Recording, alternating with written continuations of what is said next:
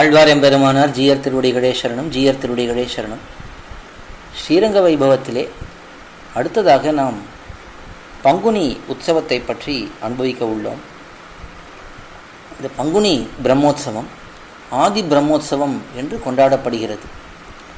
அதாவது இந்த எம்பெருமான் ஸ்ரீ ரங்கநாதனுக்கு பிரம்மா பண்ணிய பிரம்மோற்சவம் அது தொடர்ந்து இதே பங்குனி மாதத்திலே பல காலமாக நடத்தப்பட்டு வருவது.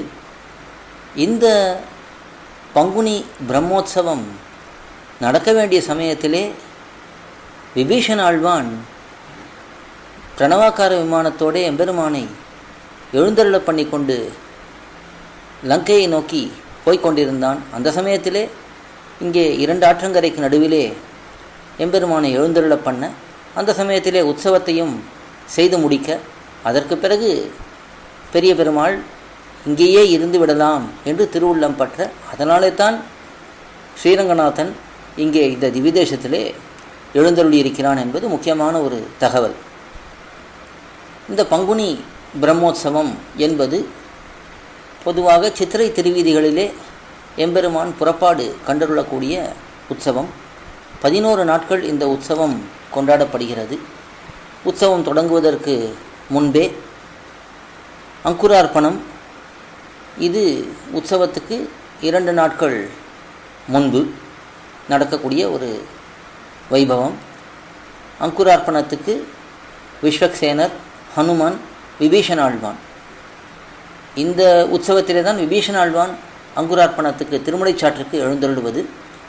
ஏனெனில் இது விபீஷண ஆழ்வான் பண்ணின உற்சவமாகையாலே அவரும் இங்கே எழுந்தருளுகிறார் என்று பார்க்கலாம்.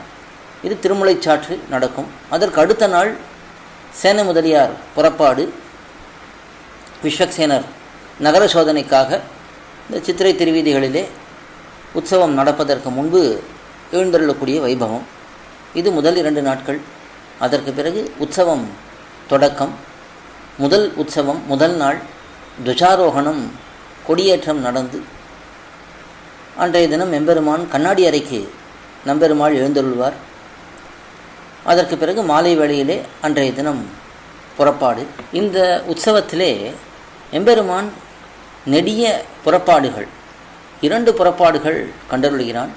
ஒன்று ஜீயர்புரம் புறப்பாடு, 2 திரு உறையூர் புறப்பாடு. இந்த 2 புறப்பாடும் நீண்ட தூரம் எம்பெருமான் பயணப்படக்கூடிய புறப்பாடுகள்.